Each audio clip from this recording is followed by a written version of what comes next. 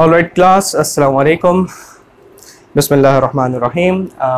Welcome back to the lecture number 2 of this course EE3D2.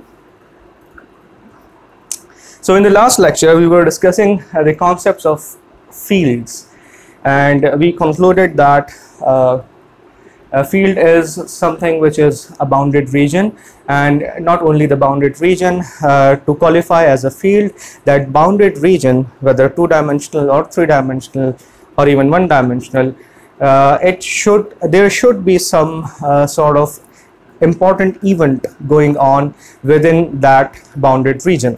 So there can be several effects of that particular event, and based on the nature of those effects, we classify a particular field as a scalar field or a vector field. The event itself does not classify the field, rather the effects of that event in which we are interested classify the nature of the field, whether the field is a scalar field or a vector field. And in the last class we discussed about we took two common place, a normal non-scientific kind of examples for field. We took the example of battlefield, a bounded region in which we were observing from the sky, right? And that bounded area was accommodating an important event, and that event was battle. That's why we call that field as a battlefield. But battle itself is an event, it is not an effect. Battle causes effect, fear, valor, velocity of each soldier. The examples we talked about in detail in the last class, in the last lecture. So the event is important in a bounded region that qualifies as a field, but the classification is based on the effect in which we are interested. Then we took another example of a wheat field, right? A gandum ka ek khet, right? Again, that was a bounded region in which an important event was going on, and that was the production of wheat. But production of wheat is an event, all right, in a bounded region. These two things, an event in a bounded region, qualify that bounded region to be regarded as a field. But whether the wheat field is a scalar field or it is a vector field is not decided by the fact that wheat is being grown over there, right? So what qualifies the nature of that field is the effect which we are interested in. If we are interested in knowing the number of grains being grown on every plant, right, then that field is a scalar field. But if we are interested to know that if wind blows from west to east, right, in that case, in which direction each of the plant moves, so we are interested in the velocity. So in that case we will be interested in something which is a scalar, which is a vector quantity, and hence the wheat field now becomes a scalar field. So in essence, the take home message is bounded region where some important event is going on is a field, and the nature of the field, whether a scalar or vector, is decided by the effect which we are interested in.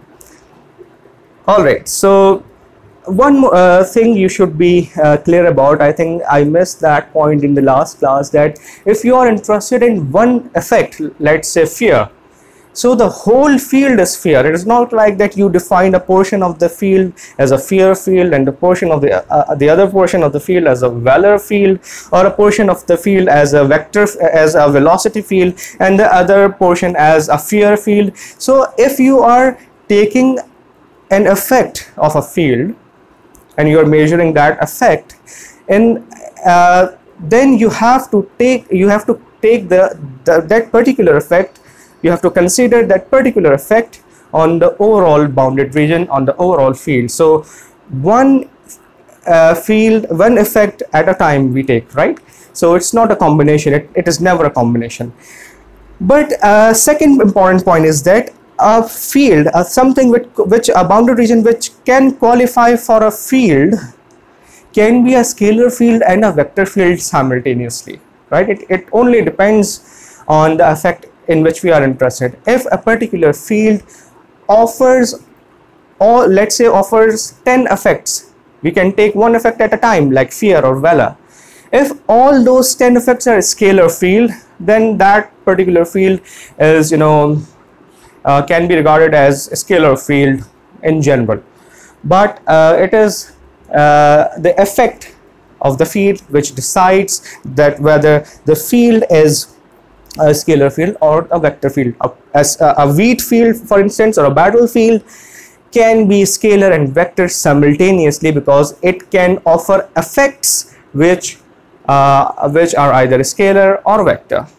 I will try to give another example today of the field which will be more closer to the field of physics and electromagnetic fields. But before that, I want you to consider one thing. Let's say I just want to recap the Ohm's law, which you might have Ohm's experiment, which you might have performed in your matriculation or your A levels or O levels, or maybe in your intermediate physics classes. What you had a resistor, right? I'm talking about Ohm's law, and why I'm talking about that, it will be clear in a moment. And the experiment that you did, that you did not know the value of this resistor, and you were given 2 or 3 things. One, you were given a variable voltage source, you were given an ammeter, all right. You connected that ammeter in series with the variable voltage source, and then you made the connection something like this. There were some probes, something like this. Roughly the sketch of the schematic that you performed during the experiments resembles this pretty much. And then what you did, you took different readings for different applied voltages. You applied a voltage V1, let's say 1 volts, and then you plotted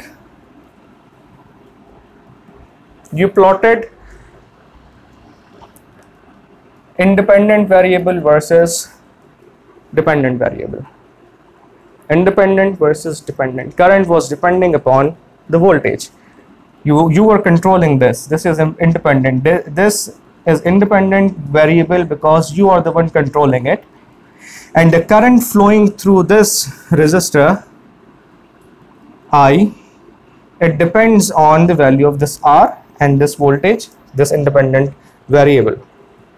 So whatever the current was flowing, you were reading that current from this ammeter. Let's say when you applied current voltage V1, you got I1, and let me take the hypothetical value of 2 milliamperes. Let's say 2 milliamperes was the current that was flowing.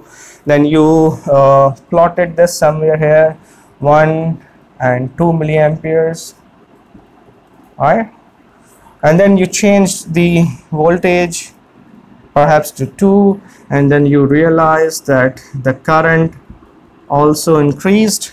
So this is what you did. You plot it over here, 4 milliamperes, right? So you got 1 point here, 1 point there, and you took several readings, right? Several readings, V3 for 3 volts and Vn, and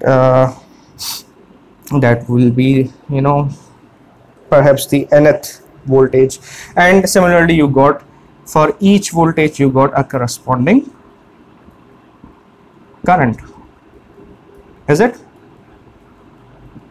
So whatever the value was, you got it over there, and you actually plotted it over here.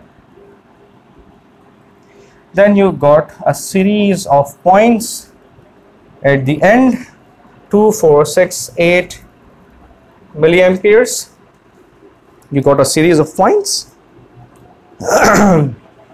And then at the end of the experiment, after taking n values and plotting n independent variables, in that case what happened, you got a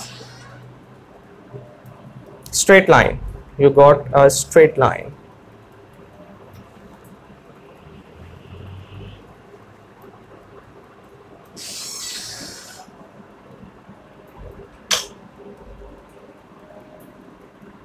You got a straight line, something like this. Okay, so now what's happening here? You took a device, you performed an experiment, you sampled the behavior of this device. How? You took some independent variables. I mean, you applied voltage across this device. You know that this device will allow passage of current through it if you apply voltage across it. You knew that before. So you took a set of sample points, sample applied voltages. You applied that voltage because you knew that this device will work by applying certain voltage across it. You did it, and then you took the response of this device, and the response is the current. You applied something and you took the response, and then you plotted that independent variable versus dependent variable, or applied entity or source versus the response, and then you realize that this device is actually working linearly. You got this straight line here. So you don't have to sample this device over all possible values on which this device can work. You only have to have a handful number of samples on which you recorded the performance of this device, and then you plotted it, and after plotting you realize that this is a straight line, right? What does it what good does it do to us knowing that this is a straight line? It does that we can write equation of this point of this line, and we know that it is mx plus b, y is equals to mx plus b, is a well-known equation for a straight line where b is the y-intercept. Here the y-intercept is 0. If you applied 0 voltage, you did not get any current. So y is equals to mx plus b. In this case, y is I, m is the slope of the curve of the line, x is the independent variable. Okay, which is in this case v, and m is the slope. The slope is y2 minus y1 divided by x2 minus x1. So you can take any 2 points, let's say these 2 points, and you can realize that y2 is 4 milli, 2 milli. 4 milli minus 2 milli is 2 milliamperes divided by x2 minus x1, meaning 2 minus 1. So slope of the curve is 2 milli. So you write 2 milli here. Let me be a little bit clear. 2 milli into V. This is an independent variable. This is not voltage, right? I mean, this is not, you should not treat it as volts as a unit. This is a variable right here. So if you just see that how you got this m, that is the slope, what is in the numerator you have got amperes, and in the denominator you have got voltage. So amperes divided by voltage is volts divided by ampere is resistance. So reciprocal of this is 1 upon R. So this quantity is actually 1 upon R is actually M, which is equals to 2 milli, meaning R is equals to 0.5 exponent 3, meaning 500 ohms. This is how you got the resistance of this unknown device which was given to you. This is the most simplest experiment you could have I could have demonstrated over here, and I demonstrated this example because most of you must have performed it somewhere, and even if you have not performed it somewhere, you can understand this simple experiment. Why this experiment is simple? Because this relationship between independent and dependent variable, or between source and response, or between applied forcing function and response, this relationship is a straight line. So we all know that in order to find the equation for a straight line, we need only 2 points. 2 points are sufficient to find the expression of this straight line. So now what this expression gives us, let me call it equation number 1. Is it helpful? Yeah, it is very helpful, because if I want to know the voltage at current at 2.5 volt, I don't need to reset up this experiment again, connect the resistor in series with in parallel with the series combination of amperes and applied voltage, and set the voltage value to 2.5 and read whatever the reading I am getting here. I don't need that. Once I have got this expression, I don't need the physical setup. What I need is this equation, and this equation is sufficient to describe the behavior of this unknown device, unknown resistor, and I can easily get the value of the response of this device at a particular applied forcing function, or applied voltage, or applied source. So are you getting the crux? Are you getting the point which I am trying to know? What I am trying to communicate to you is that whenever we do physical experimentation, our ultimate target should be, as an engineer, to give that experiment certain mathematical form. This is why I say that this electromagnetic study of electromagnetic fields is a perfect, intense, and most interesting combination of physics and mathematics, but because this is exactly what we will be doing. Right? This was a very simple case of one-dimensional variable, in which we had only one variable v, one independent variable, and one dependent variable. There will be certain cases in electromagnetic fields, because we will be dealing with real world problems. There will be electromagnetic fields which will be function of 2 variables and 3 variables. In that case especially, experimentation will not be this simple, and here we have got only one variable, so we got a handful set of sampled data, sampled input functions, forcing functions, and then the corresponding responses over here. In that case, in the case of 3-dimensional fields or 2-dimensional fields, the data will not be this simple, right? After taking maybe 10 points, we were able to recognize that the response of this device will be a straight line. But there will be cases, mostly in electromagnetics, then where the response of the field will not be this much simple, this much straight, will not be straight line like this.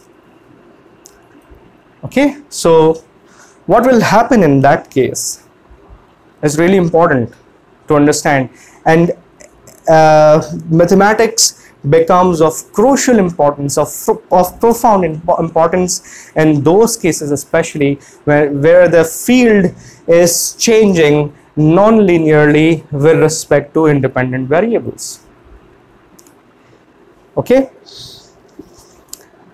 so in electromagnetic fields, what we'll do, we'll not study Ohm's law. Obviously, this is the topic of circuit analysis. What we'll do is that we will start certain physical experimentation, preliminary experimentation done by some prominent scientists like Ampere's or like Coulomb's, and then what we'll do is we'll study their experiment. We will study at what sample points they got, what kind of response, and then we will try to get some expression which will relate input variable and the output variable, or the dependent variable or the independent variable.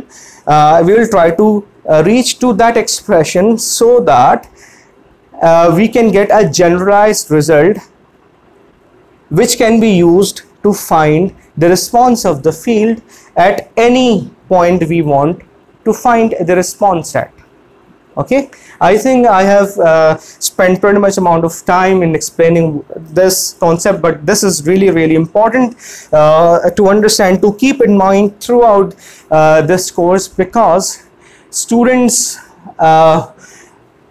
take the physical experimentation separately, and they lose their way, they lose their target in the middle of the way of reaching from this physical experiment to this mathematical expression. You should realize that whenever we are studying a physical experimentation, the ultimate target is to understand that physical experimentation, and then to reach this point where we have got a final mathematical expression, and that expression will not be this simple. It will be multivariable expression, and that will be a vector expression. And don't be intimidated by these terms. You will know things after we will finish chapter number 1, inshallah. And remember that this equation number 1 is not an equation which you can cross multiply or integrate or differentiate mindlessly. You should know that this expression has got a physical meaning. This expression is actually relating or explaining the behavior of the device which you can use to build important systems. You can use to build important applications. So not only this experiment is important. I'm keep referring to this experiment, but in electromagnetics, I mean all the experiments, all the physical experiments. It is not only important to understand the peculiarities of this experiment, but also all the process through which we will get to this expression, which represents the original experimentation.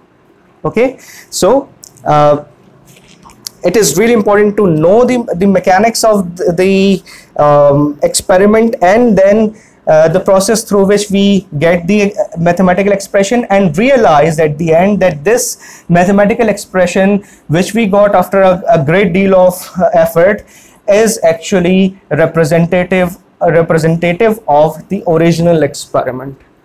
And with that confidence, we can proceed till the end of the course, and with that confidence will give us, a great and a great confidence actually to build the real world system, to to make an opinion about any device or any real world system with some confidence. All right, so I hope this whole experiment or the whole scenario which I did put forward to you is clear, should be crystal clear to you. So enough with this discussion now. So before we end today's lecture, I just want to give you another example which will be more related to electromagnetics, or you will be encountering fields like this in electromagnetics more than the battlefield, obviously. All right, so let's assume you have a dark room, a room where no furniture, nothing is there. Imagine the room in which you're sitting right now, but there is no furniture. All the walls and the floor and the ceiling, everything is painted black.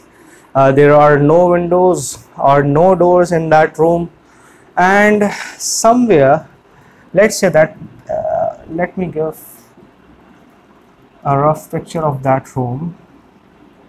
Okay, so these dotted lines represent the lines at the background.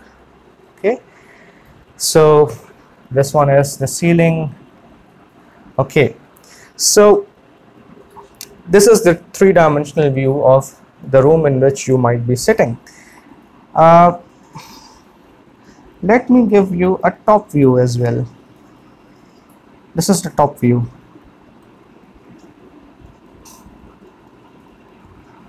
And let's assume there are no windows, no doors in this room. Imagine the room which you are sitting in, and all the walls and everything is painted black. And the room has no lights, no fan, nothing. An empty box you are sitting in, an empty black box you are sitting in. And let's say you have an LED light at one corner.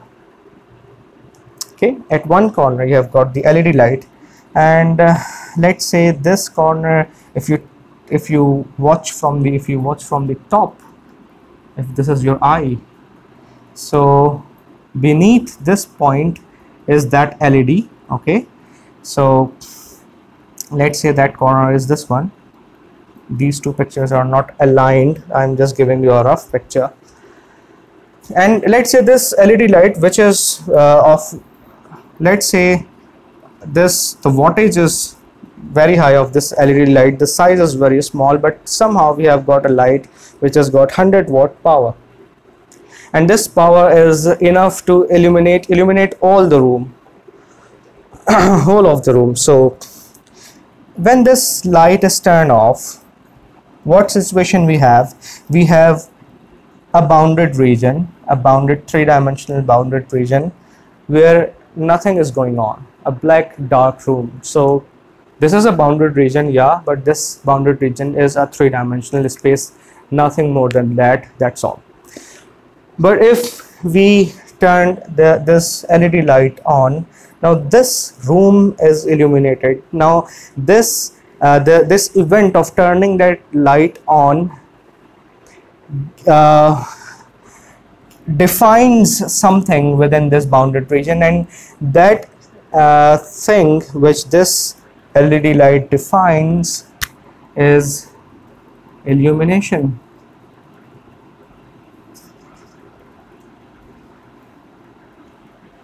Illumination. Okay, so there is now a light field or illumination field. Okay, the effect of this bulb is that now there is light where in this bounded region. Okay, now we have light here everywhere in the light in the bounded region. So now this light and this bounded region defines a field. Okay, what our eyes are light sensors. We can sense dim light, we can sense intense lights. Okay, so the eye, the place of the eye where the eye is located, that point is actually the point which is observing the effect of this source, this light, or the field generated by this source.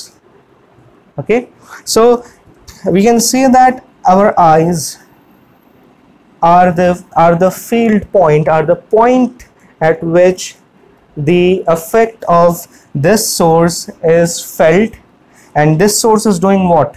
This source is generating a light field or the illumination field within this bounded region. I think that should be clear enough.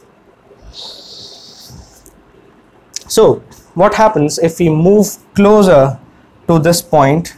If we move closer to this point where the bulb is located, we will feel high intensity of this light, and as we go further away from this source, what we'll have, we'll feel that the intensity is getting lower and lower by the distance. So if we are interested in the intensity of this light field generated within this bounded region by this source, if we are interested in that intensity, then it means that we are interested, we can define a field which can be termed as intensity field. Obviously, intensity at this point will be much higher as compared to this point, and it will be higher at this point as compared to this point, but the intensity at this point will be lower as compared to this point. So the effect which we can feel, the effect of this field which we can feel is the intensity. If we have got a 1 watt bulb here, the intensity at this point will be smaller, will be lesser as compared to the case in which here we have 100 watt bulb. So this bulb is defining a field, the source of light field. This source, sorry, let me reshape my sentence. This source is generating a light field, and the effect of that light field is intensity for our eyes. So we all know that intensity of light is a scalar quantity. We can just take it in candelas. We all know that there is no direction unit associated with it. But what if somehow we all know that every light source, let me just change this, every light source eliminates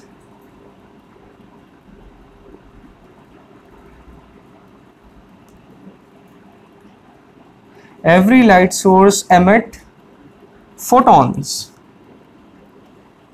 in each direction. Okay, so light can be an electromagnetic wave. Light is nothing but an electromagnetic wave. So this wave is traveling from one direction to another direction, from the source towards the direction in which the source is not located, away of the source. So if we are interested in, let's say, at every point, if I'm standing at this point and want to know that if a photon reaches from this point to this point, at this point what will be the direction of the photon, what will be the velocity of the photon, right? If I'm interested in this, if I'm interested in the velocity of the photon at this point, the photon which is emitted by this source, if I'm interested in that velocity, it means that now I am interested in the effect of this source or the effect of this field, which is a vector quantity. That effect is a vector quantity. Earlier, when I was interested in light intensity, I was interested in a scalar quantity, some candelas. But now I am interested in the velocity of the photons. Then now this light field the effect in which I am interested is a vector quantity. So now this light field is what? It is a vector field. Earlier it was a scalar field. So the illumination field or the light field, like the battlefield, itself is not a scalar or vector quantity. Rather, the effect of this light field in which we are interested defines whether this field is a scalar field or a vector field. So now, just like the case of Ohm's law experiment which we discussed in this class earlier, there are mathematical ways in which we just take sample points in certain sufficient amount of numbers, sufficient numbers or sufficient sample points if we take, and if we measure the velocity at each of these points,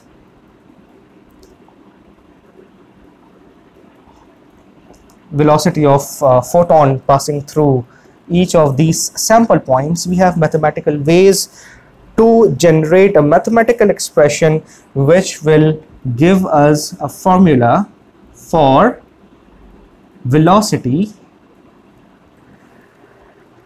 just like v is equals to IR we talked about earlier, and that velocity will be a function of x, y, z, where x, y, z are the coordinate values. Let's say this direction is x, this direction is y, and this direction is z. We all know that the photon at this point will have different velocity as compared to the photon at that point or photon at this point. So the velocity of the photon should be the function of coordinate values, the position where we are standing.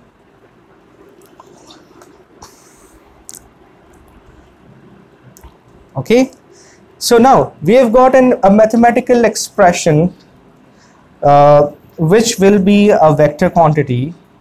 You should expect some i's, j's and k's in it. Okay, plus I'm just writing a hypothetical function here, plus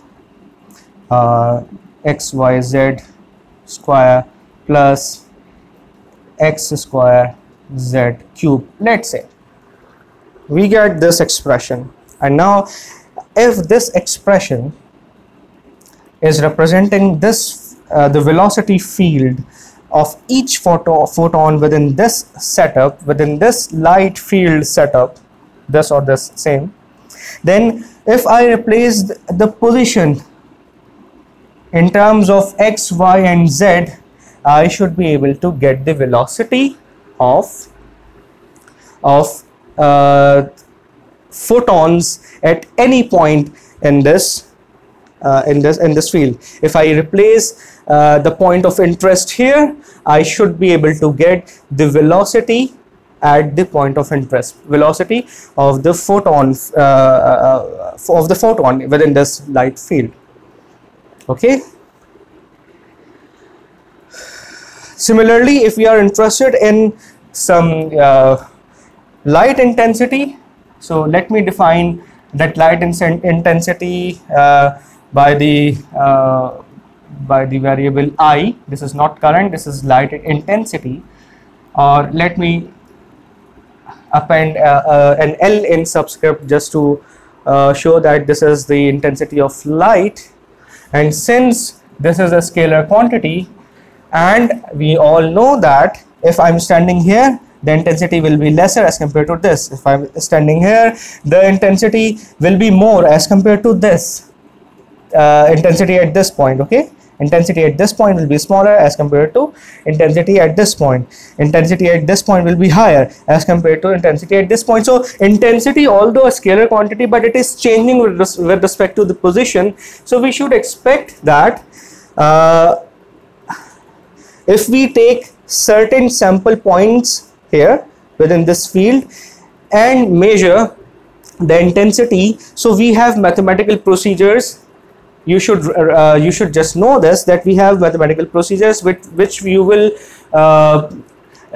study in your numerical methods course, that after getting some certain sufficient amount of sample points, you can generate a mathematical expression which is representative of the field, of the effect of the field. So if I am taking the effect, that is the illumination, sorry, the intensity, field intensity. So after taking the samples, I can generate a mathematical expression which should be, of course, function of position and should have some value which does not involve ijk's, because this expression should end up in a scalar quantity. So hypothetically, let me just write something here to give you a sense of what kind of field.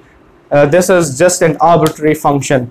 So let's say we took sample points, we measured through an intensity meter, we took the intensity of different points at different points, and we have sufficient amount of data set with us, we have sufficient amount of sample points. Then there are mathematical ways which can take those sample points and convert them into this mathematical expression.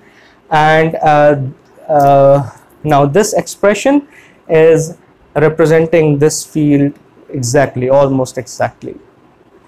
So now we are not interested in, you know, this field, rather we will be interested in this expression, and we will take this expression and use in whatever way we like, or in whatever way it is applicable. Okay, so this is the concept of field. Now we have discussed a lot about fields, and the scalar fields and the vector fields. Okay, so although this bulb generates a light field, but that light field, this light is just an event that's going on within this bounded region, and the effect which is produced by this light is the one which is important. The effect is that light can be the effect is that the light can be felt, the intensity of that light can be felt. So the intensity is important, or maybe the direction of photon which is important. If it is intensity field, so it is a vector field. If it is the velocity of the photon in which we are interested, if we are interested in velocity of the photon, then this bounded region holds a field which has got the nature of vector. Okay, time dependent and time independent fields. Let's say in this case, if the wattage of the bulb changes with respect to time, so we should expect that the field, the intensity at each point will change. If I am standing at this point and we have got 100-watt bulb here, intensity will be higher. If I am standing at the same point and I reduce the wattage to 50, the intensity will automatically become lower, and if it is reduced to 25, the intensity at the same point will be reduced. So if the source, the value of the source is changing with respect to time, then in that case we should also consider the effect of another variable, which is time. So in that case we should know that in what fashion with respect to time the wattage of the source bulb is changing. It can change in any fashion. If it is changing, then intensity will also change even for a fixed point. So it means that this expression is now no more valid. So we'll have to change that. We'll have to introduce another variable which is t, and we should have some function on the right hand side as well. So now if the source is fixed, we should expect that the field is fixed. If source is time if source is time independent, meaning it does not change with time, the field will be time independent. Even after 1000 years, the equation of the field will remain the same as long as the source is same. But if the source is time dependent, then there should be some sense of time in this expression, then, and the field will also be time dependent. Okay, so these two concepts are also given to you. Okay, so I think we have spent all of our time here. I think we should expect the third lecture as well for week number 1. Because I wanted to cover all these 12 points in week number 1 so that we could start from our chapter number 1 from the next week. So you should expect another lecture on in this week. Till then, see you inshallah after this lecture. Thank you.